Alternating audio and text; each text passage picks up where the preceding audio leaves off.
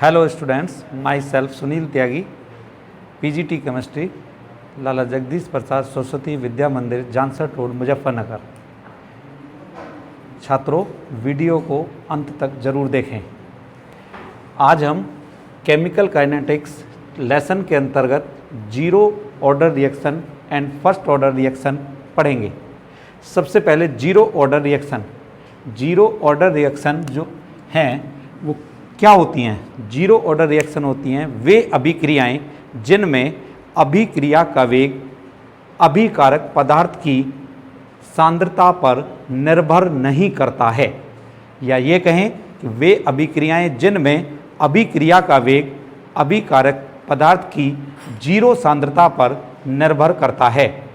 क्या कहलाती हैं? शून्य कोटि की अभिक्रियाएं कहलाती हैं। कैसे?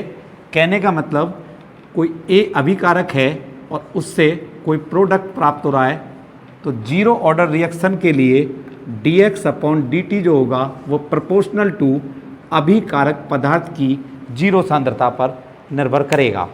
ये कहलाती हैं आपकी जीरो ऑर्डर रिएक्शन।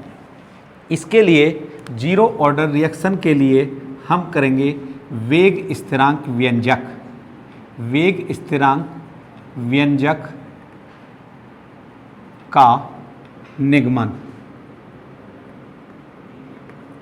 देखिए, माना कोई अभिकारक पदार्थ A है और चेंज हो रहा है प्रोडक्ट में। प्रारंभ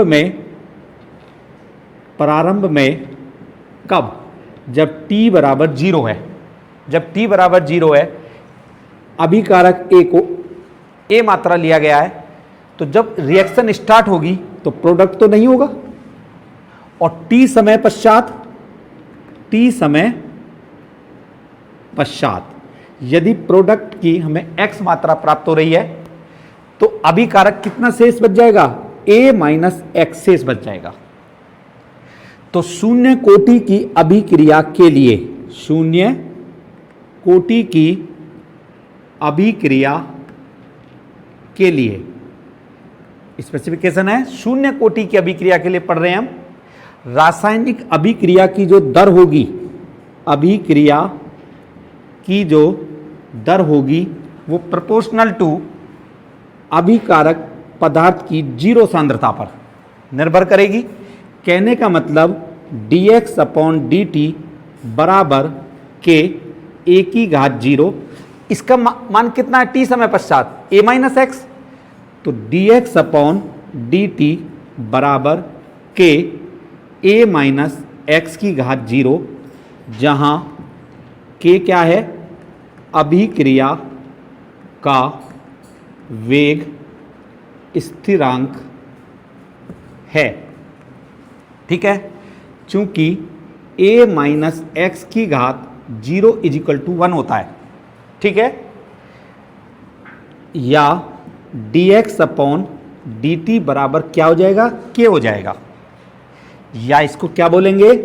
dx/dt बराबर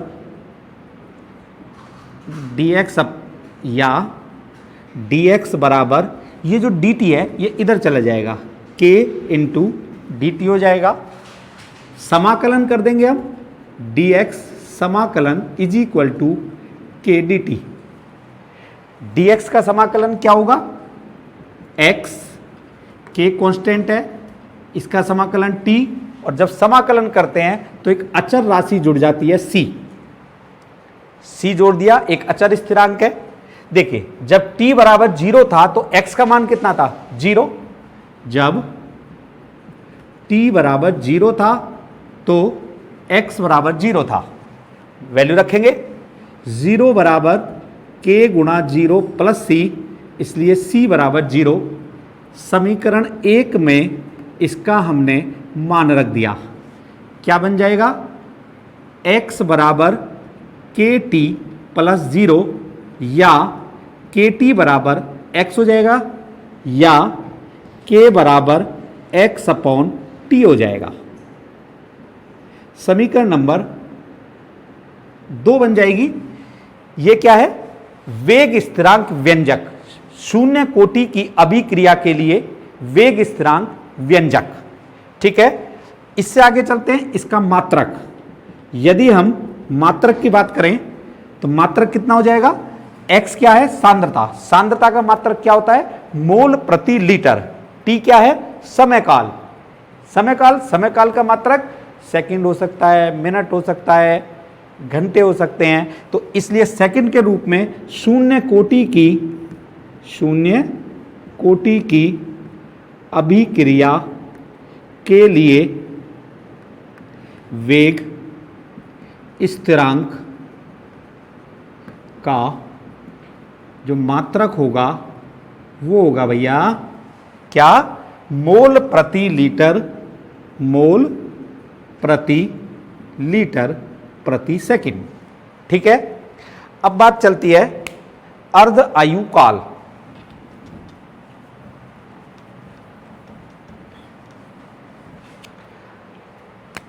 अर्धायु काल, हाफ लाइफ पीरियड।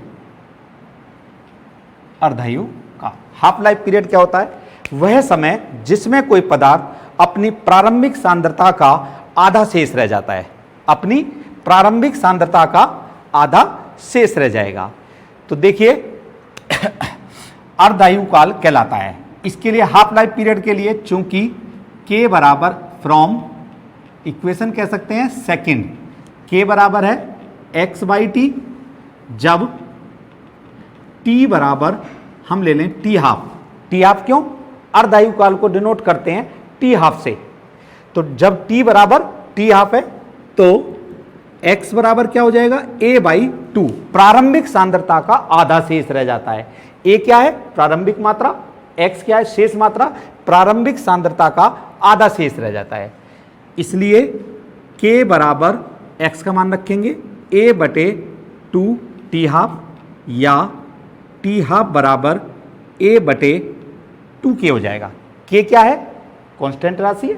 ठीक है, 2 अचर है ही, तो t हाफ क्या हो जाएगा? t half proportional to a। तो अर्धायु काल के विषय में हम कह सकते हैं, इक्वेशन नंबर 3 बोल देंगे इसको, कि शून्य कोटि की अभिक्रिया के लिए अर्ध आयु काल का मान प्रारंभिक सांद्रता के समानुपाती होता है। शून्य कोटि की अभिक्रिया के लिए, शून्य कोटि की अभिक्रिया के लिए अर्ध आयु काल का मान अभिकारक पदार्थ की प्रारंभिक सांद्रता के समानुपाती होता है। अब बात करेंगे हम एग्जाम्पल की। शून्य कोटि की अभिक्रिया के कुछ एग्जाम्पल देख लेते हैं। Number 1, H2 plus Cl2 gives Hν, sunlight, सूर्य के प्रकाश की उपस्थिति में क्रिया कराएं, 2HCl, शून्य कोटि की अभिक्रिया कहलाएगी। इसी प्रकार यदि 2HiAu H2 प्लस I2G, दोनों एग्जाम्पल शून्य कोटि की अभिक्रिया के हैं, चूंकि अभिक्रिया का वेग अभिकारक पदार्थ की सांद्रता पर निर्भर नहीं करता है। इसके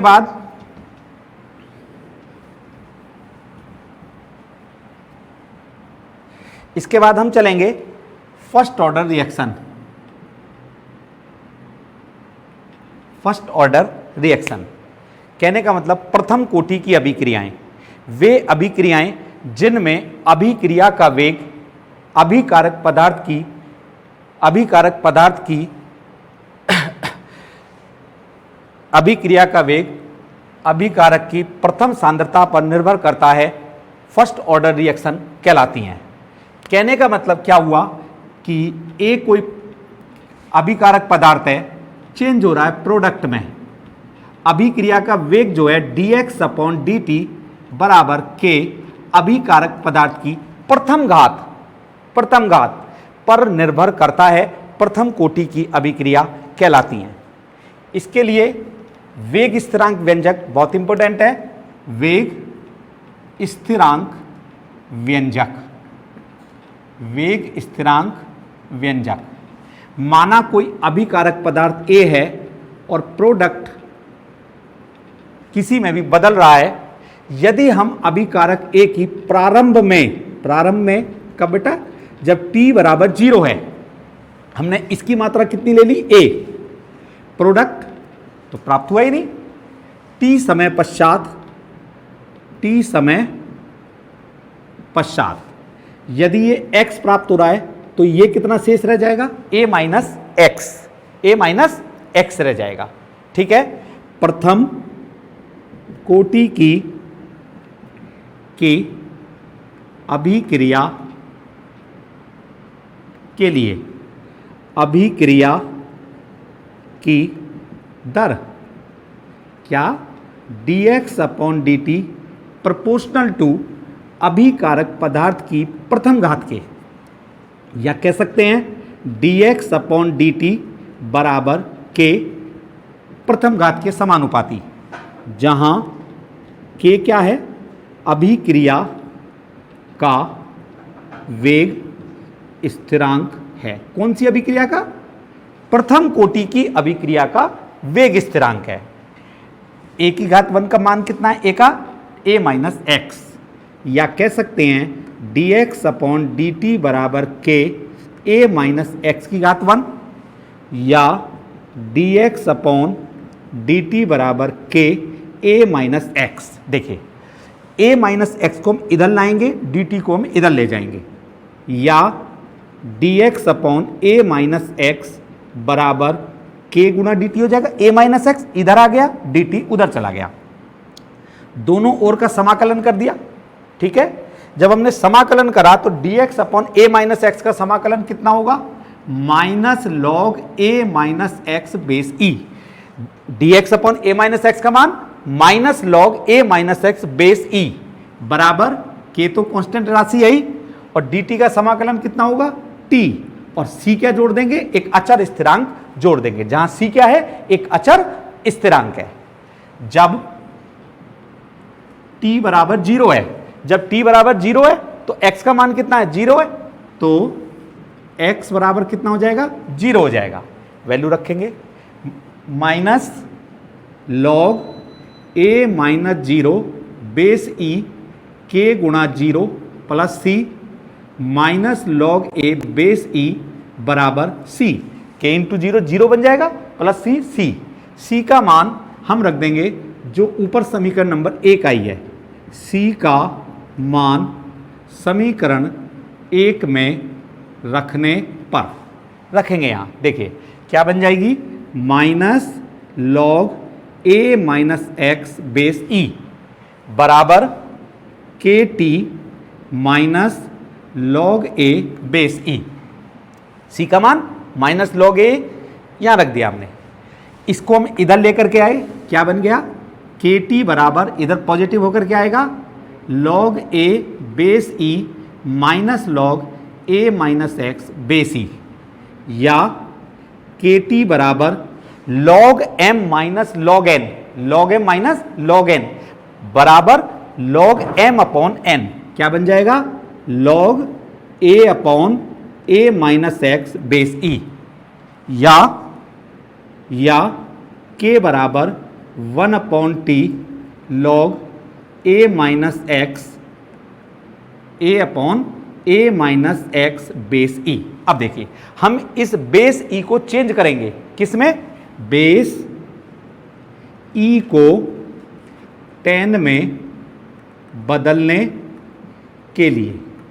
जब भी हम बेस ई को tan में चेंज करते हैं तो हम गुणा करते हैं 2.303 की गुणा करने पर, क्या बन जाएगा, k बराबर 2.303 upon T into log base 10 a upon a minus x, a upon a minus x, k बराबर 2.303 upon T into log base 10 a upon a minus x. देखिए इसमें कौन क्या है, k क्या है, जहां के क्या है, अभिक्रिया का वेग स्थिरांक, ए क्या है, प्रारंभिक सांद्रता, एक्स क्या है, विघटित सांद्रता, और ए माइनस एक्स क्या है, ए माइनस एक्स है शेष सांद्रता, शेष सांद्रता। एक्स क्या है, विघटित सांद्रता, ए माइनस एक्स क्या है, शेष सांद्रता। के का मात्रक, के का मात्रक, मात्रक की बात करेंगे। देखिए के बराबर 2.303 लॉग बेस 10 ए अपॉन ए माइनस, ये भी सांद्रता है, ये भी सांद्रता है, सांद्रता से सांद्रता कट गया तो मात्रक किसका चलेगा, 1 अपॉन टी का। तो के का मात्रक क्या हो गया, जो समय की पावर माइन इनवर्स होंगे, समय की पावर इनवर्स के जो मात्रक होंगे वो कहलाएंगे के का मात्रक। कहने का मतलब के का मात्रक हो गया सेकंड की पावर -1। ठीक है, अब चलते हैं अर्ध आयु काल, हाफ लाइफ पीरियड। यहां एक बहुत इंपॉर्टेंट क्वेश्चन आएगा, half life period, half life period. देखिए वह समय जिसमें कोई पदार्थ अपनी प्रारंभिक सांद्रता का आधा शेष रह जाए क्या कहलाता है, हाफ लाइफ पीरियड। डिनोट किससे करते हैं, टी हाफ से। अब इसमें हमें डेरिवेशन करना है के और टी हाफ में क्या रिलेशनशिप हो सकता है, के एंड टी हाफ में रिलेशनशिप कैसे, देखिए के एंड टी हाफ में संबंध कैसे निकालेंगे। देखिए चूंकि के बराबर 2.303 टी लॉग ए अपॉन ए माइनस एक्स बेस 10 है, जब t बराबर टी हाफ ले लें तो a माइनस एक्स क्या है, शेष सांद्रता है, प्रारंभिक सांद्रता की आधी रह जाए। प्रारंभिक सांद्रता कितनी है, a, तो a माइनस एक्स का मान कितना हो जाए, a/2, a/2 मान रखेंगे। k बराबर 2.303 T half log a upon a/2 base 10, a से a कट गया, k बराबर 2.303 गुणा log 2 बेस 10 बटे टी हाफ, k बराबर 2.303 0.3010 बटे टी हाफ, log 2 का मान 0.3010, या k बराबर इन दोनों की मल्टीपल करने पर क्या आता है 0.6931 बटे टी हाफ, या इसको कह सकते हैं या टी हाफ बराबर 0.6931 बटे के। टी हाफ के मात्रक की बात करें, टी हाफ का मात्रक जो के का व्युत्क्रम का मात्रक होगा, के का मात्रक सेकंड इनवर्स, तो टी का मात्रक हो जाएगा सेकंड। यहां बात आती है कि प्रथम अतः, हम कह सकते हैं अतः प्रथम कोटि की अभिक्रिया के लिए अर्ध आयु काल का मान उसकी प्रारंभिक सांद्रता पर निर्भर न करके वेग स्थिरांक के मान पर निर्भर करता है। यहां क्वेश्चन बनता है बोर्ड में, प्रथम कोटि की अभिक्रिया के लिए अर्ध आयु काल का मान प्रारंभिक सांद्रता पर निर्भर नहीं करता, सिद्ध कीजिए। तो फॉर्मूले में क्या आया, टी हाफ बराबर 0.6931 बटे के। कहने का मतलब ए कहीं नहीं आया, प्रारंभिक सांद्रता ए कहीं नहीं आई, तो टी हाफ का मान किस पर निर्भर करा, के मान पर। तो कहने का अभिप्राय यह हुआ कि प्रथम कोटि की अभिक्रिया के लिए अर्ध आयु काल का मान उसकी प्रारंभिक सांद्रता पर निर्भर न करके वेग स्थिरांक के मान पर निर्भर करता है। यदि हम एग्जाम्पल की बात करें, प्रथम कोटि की अभिक्रिया के एग्जाम्पल की, कह सकते हैं CH3 COO C2H5 plus H2O CH3 COOH plus C2H5OH।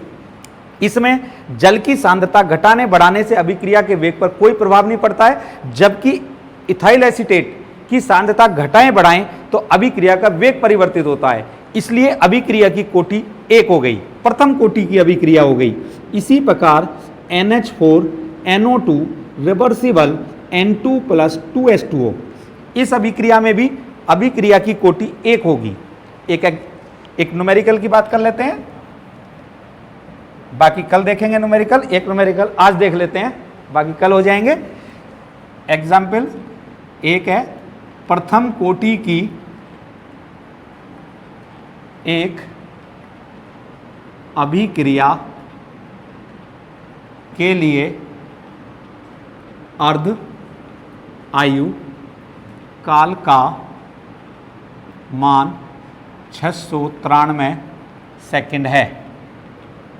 अभिक्रिया के वेग स्थिरांक की गणना कीजिए। देखिए आंसर है, प्रथम कोटि की अभिक्रिया के लिए, यहां से देखिए प्रथम कोटि की अभिक्रिया के लिए K बराबर कितना है 0.693, 1 निगलेक्ट कर दिया, 0.693 बटे टी आप का मान कितना है, अर्धायु काल का मान कितना है 693 सेकेंड। K का मान हमको फाइंड आउट करना है, इसलिए K बराबर 0.693 बटे 693, 1000 से मल्टीपल ये कट गया, ये आ गया, इसलिए K बराबर 0.001। मात्रक क्या होगा, अर्धायु काल का मात्रक कितना है सेकंड, K का मात्रक सेकंड इनवर्स। ठीक है, ओके, थैंक यू।